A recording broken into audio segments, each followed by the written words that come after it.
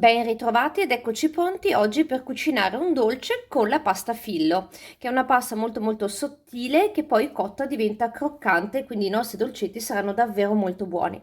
Ci serviranno 12 fogli di pasta fillo che poi vedremo come utilizzarli, 100 g di burro, 100 g di gherigli di noce, 40 g di zucchero di canna, 2 mele abbastanza grandi e il succo di un limone. Potete usare, se volete, anche dell'uvetta. Sapete che l'uvetta prima va sempre messa un po' in ammollo con l'acqua perché diventi più morbida. Bene, adesso procederemo col tagliare a cubetti le mele che poi andremo a spadellare.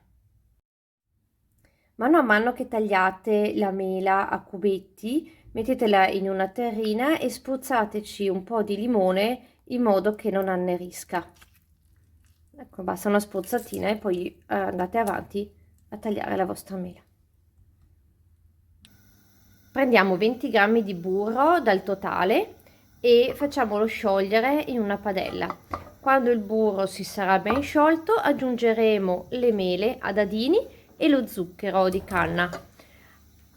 Spadelleremo le mele fino a che non si saranno quasi cotte completamente. Il nostro burro è sciolto, aggiungiamo le mele e lo zucchero. Continuiamo a mescolare bene finché le mele non saranno cotte. Ecco le nostre mele cotte, ormai pronte, e quindi spegniamo il fuoco.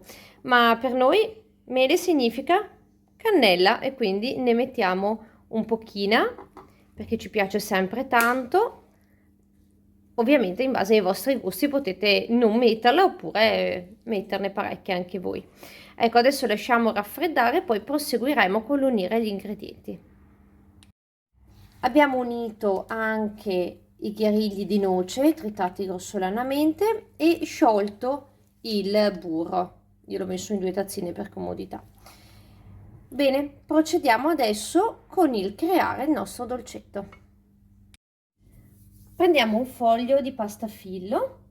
Siccome la pasta fillo tende a seccarsi, vi consiglio di tenerla magari chiusa con un canovaccio un po' umido finché lo usate. Poi spennelliamo benissimo con il burro. Io ho un assistente d'eccezione che mi aiuta. Vi a spennellare proprio bene tutto il foglio, anche sotto. Spaldo dappertutto. Bravissima. Adesso mettiamo un po' di ripieno. Ecco, vi ricordo che potete mettere anche, se volete, l'uvetta o i pinoli o altra frutta secca che vi piace. Anche qua dipende da quanto abbondanti volete farle. E adesso pian piano chiudiamo, stando bene attenti a chiudere anche i bordi mano a mano che rotoliamo. E il nostro dolce è fatto. Ecco alcuni dei nostri dolcetti pronti per essere infornati. Io li ho messi su una placca da forno con un tappetino in silicone in modo che non si attacchino, 180 gradi per 15 minuti. Aspettate che siano davvero belli dorati in superficie e che la pasta fillo vi risulti croccante. Come avete sentito, il mio forno è pronto e io vado ad infornare. Ed ecco cotti i nostri involtini dolci. Se volete potete dare anche una spruzzatina con lo zucchero a velo. Davvero un dolce super goloso. Buon appetito!